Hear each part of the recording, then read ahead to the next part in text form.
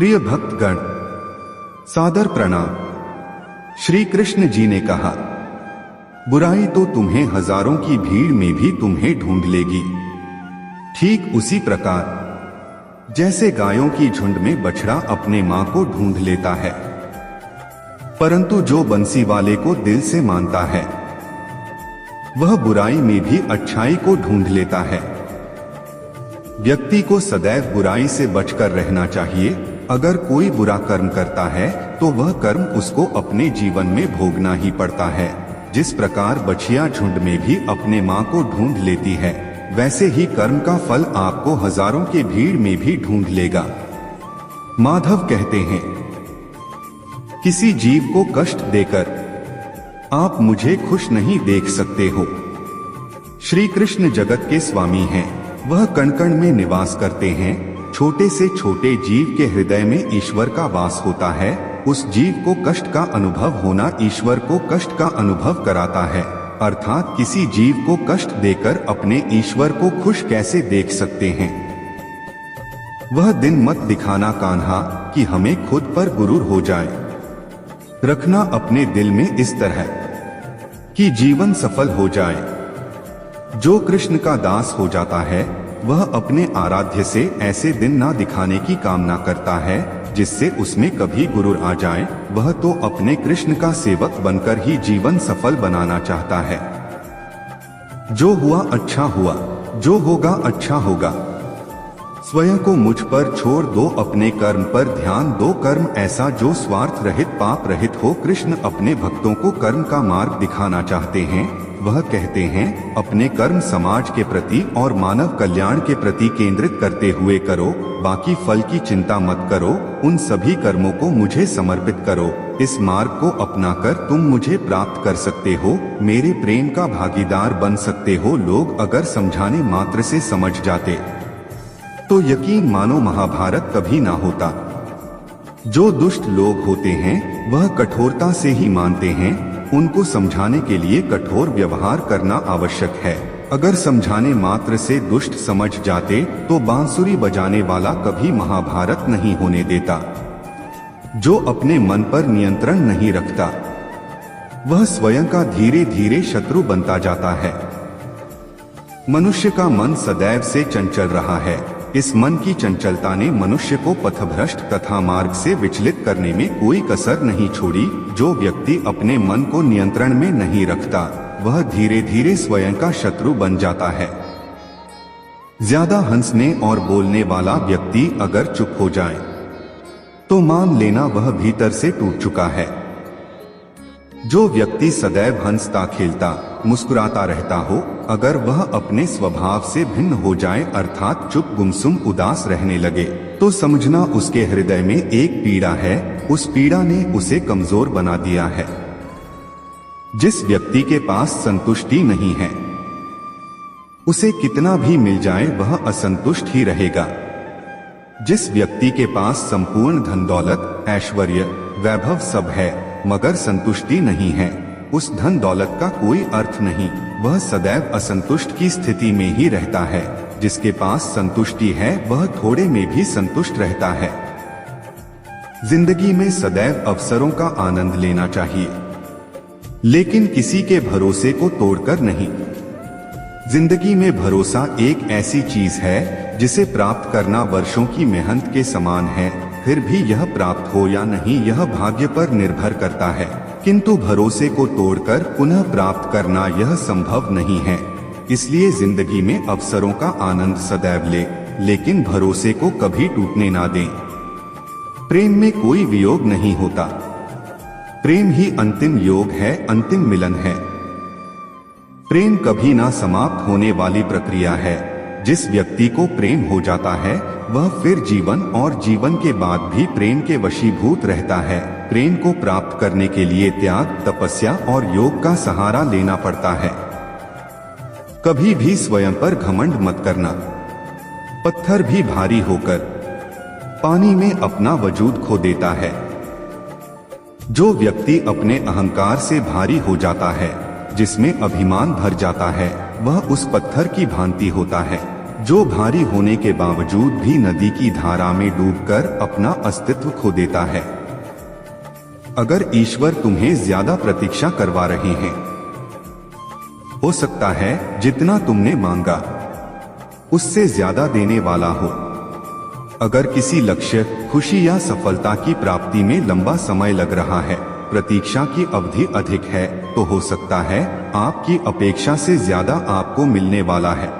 अपने कर्म पर अडिग रहिए और विश्वास रखिए उस ईश्वर पर जो आपके कर्म की परीक्षा ले रहा है। जीवन ना तो भविष्य में है और ना ही अतीत में।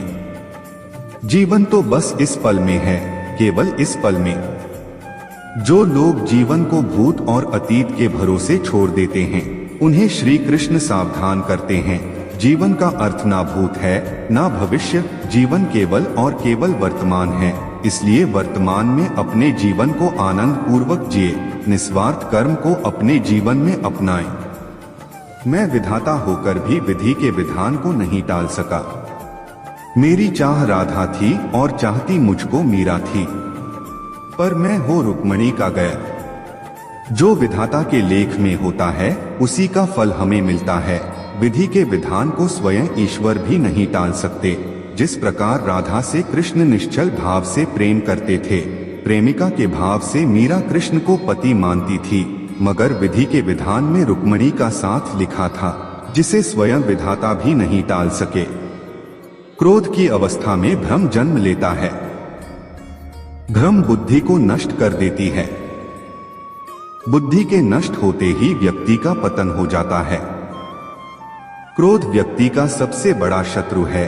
क्रोध के जन्म लेते ही व्यक्ति अपना विवेक खो देता है। विवेक के खो जाने पर व्यक्ति अपने पतन के मार्ग में उन्मुख हो जाता है। क्रोध की अवस्था से सदैव बचना चाहिए। खाली हाथ आए खाली हाथ वापस चले जाओगे।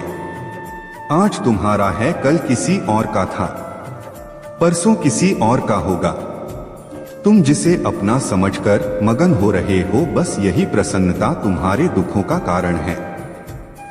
इस संसार में कुछ भी स्थायी नहीं है, ना ही सुख दुख और ना ही जीवन मरण। सब एक प्रक्रिया है। जो खुशियां आज तुम्हारे पास है, कल वह खुशियां किसी और के पास होगी। जिसे अपना समझकर हम खुश होते हैं, वही खुशी कल दुख का कारण बनती है। आत्मा को शस्त्र नहीं काट सकता, अग्नि नहीं जला सकती, जल नहीं बुझा सकता, वायु नहीं सुखा सकती। आत्मा शाश्वत सत्य है, यह अजय है, अमर है। आत्मा नए नए शरीर को धारण करती है, एक शरीर से निकलकर दूसरे शरीर में। यही आत्मा की विचरण प्रक्रिया है। इस आत्मा को ना तो किसी शस्त्र से काटा जा सकता है, ना ही अग्नि इसे जला सकती है। कोई जल इसे बुझा नहीं सकता और यह किसी वायु से सुख नहीं सकती। मैं सभी प्राणियों को समान रूप से देखता हूँ। ना कोई मुझे कम प्रिय है, ना अधिक। लेकिन जो मेरी प्रेम पूर्वक आराधना करते हैं, वह मेरे भीतर रहते हैं और मैं उनके जीवन में आता हूँ। ईश्वर के लिए सभी प्राणी समान है। उन सभी में समान रूप से ईश्वर का वास होता है। कोई जीव छोटा या बड़ा, अधिक या ज्यादा प्रिय नहीं होता। जो अपने ईश्वर की विशेष आराधना करते हैं, पुकारते हैं, उनके साथ वह सदैव उपस्थित रहते हैं।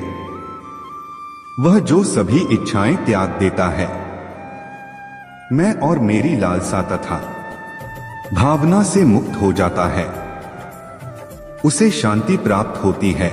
जिस व्यक्ति में अहंकार में और मेरा का भाव समाप्त हो जाता है, कुछ पाने की लालसा नहीं होती, वह परम शांति को प्राप्त करता है। उसे भगवान ईश्वर की शरण प्राप्त होती है। अंत समय में वह उस परम पद को प्राप्त होता है जो देवताओं के लिए भी दुर्लभ है।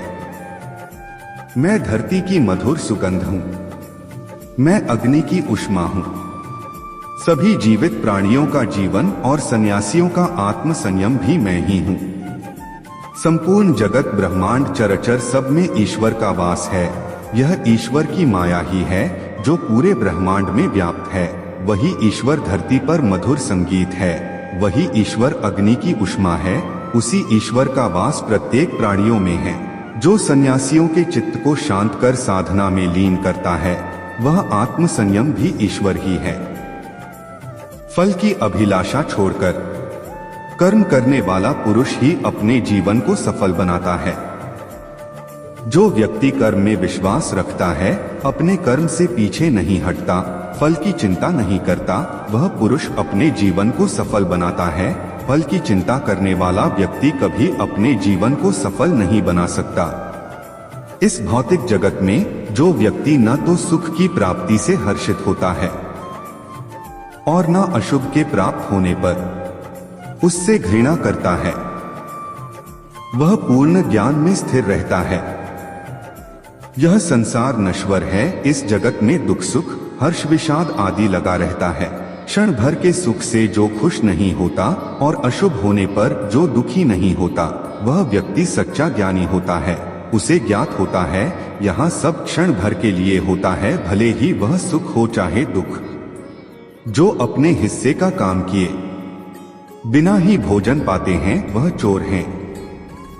यह जीवन कर्म प्रधान है। जो व्यक्ति कर्म करके परिश्रम करके अपने लिए कुछ अर्जित करता है, वह वास्तविक रूप से उस फल का भागी है। अन्यथा वह चोर की भांति है, जिसे बैठे बिठाए सब मिल जाता है। जिस व्यक्ति को आपकी कदर नहीं, उसके साथ खड़े रहने से अच्छा आप अकेले रहें। जिस व्यक्ति के पास आपके लिए मान सम्मान और कदर ना हो, उनके साथ रहना व्यर्थ है। वह सदैव आपके लिए शत्रुता का भाव रखते हैं। ऐसे व्यक्तियों के साथ रहने से उत्तम आप अकेले रहें। हद से ज्यादा सीधा साधा होना भी ठीक नहीं, क्योंकि जंगल में सबसे पहले सीधे पेड़ों को काटा जाता है। इस जीवन में अधिक सीधा होना, सरल होना भी अनुचित है। जो सरल और सीधे स्वभाव का होता है, लोग उसका अनायास फायदा उठाते हैं। दिव्यता केवल शक्तिशाली होने में नहीं, बल्कि वास्तविक दिव्यता दूसरों में शक्ति जागृत करने में है। दिव्यता को प्राप्त करने वाला व्यक्ति शक्तिशाली तब तक नहीं हो सकता जब तक वह दूसरों के हित में ना हो। वह व्यक्ति दूसरों को दिव्य बनाए, इसमें उसके शक्तिशाली होने का परिचय मिलता है। जिंदगी के इस रण में खुद ही कृष्ण, खुद ही अर्जुन बनना पड़ता है। रोज अपना ही सारथी बनकर जीवन के महाभारत से लड़ना पड़ता है।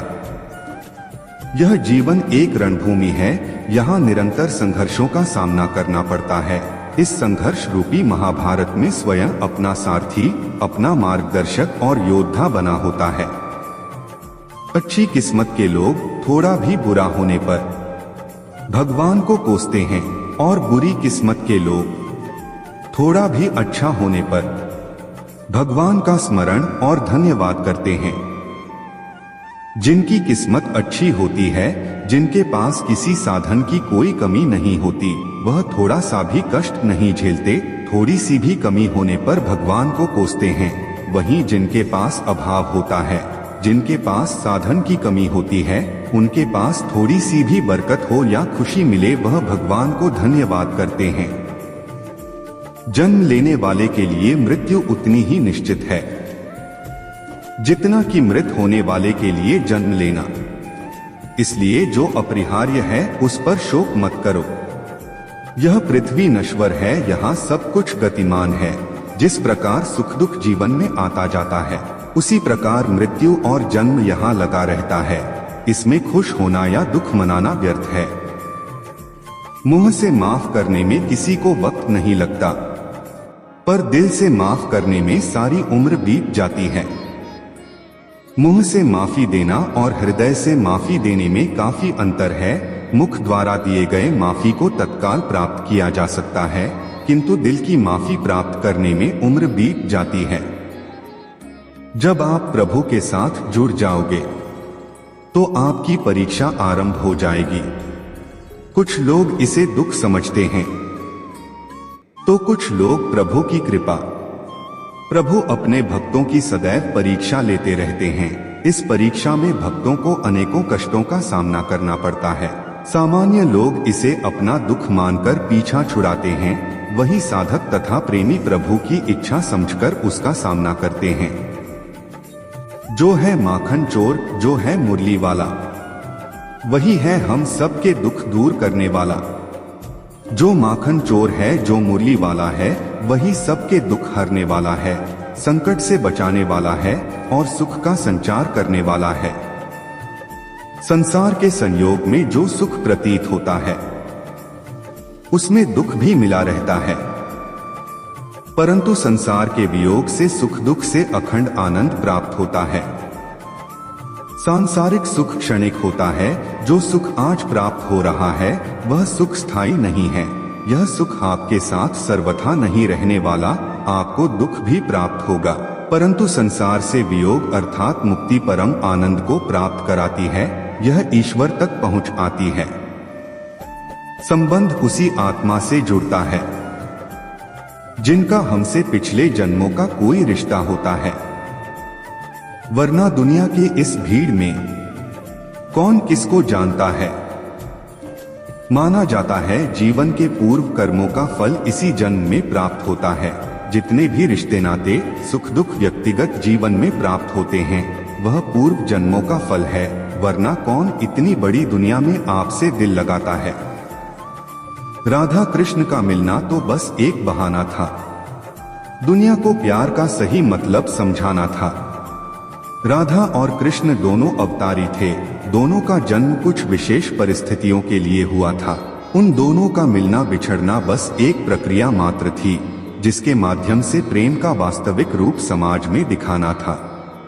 प्रेम और आस्था दोनों पर किसी का जोर नहीं, यह मन जहां लग जाए वही ईश्वर नजर आता है। आस्था और प्रेम पर व्यक्ति का स्वयं नियंत्रण होता है। जहां आस्था और प्रेम लग जाता है वही श्री कृष्ण के दर्शन हो जाता है, क्योंकि श्री कृष्ण सर्वव्यापी है। तेरे साथ को तरसे, तेरी बात को तरसे, तेरे होकर भी एक मिलन को तरसे। कृष्ण और राधा का प्रेम अविरल बहती गंगा के समान शुद्ध है।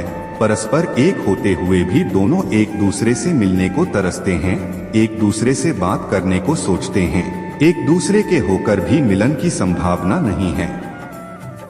प्रहलाद जैसा विश्वास हो, भीलनी जैसी आस हो, द्रौपदी जैसी पुकार हो, मीरा जैसा इंतजार हो, तो कृष्ण को आना ही पड़ता है। कृष्ण को जो भी भक्त सच्चे हृदय से पुकारता है वह उनके साथ सदैव खड़े हो जाते हैं। प्रहलाद जैसा विश्वास, भीलनी जैसी आशा और द्रौपदी जैसी पुकार, मीरा जैसा इंतजार, अगर सभी शुद्ध हो तो कृष्ण को तो आना ही पड़ता है।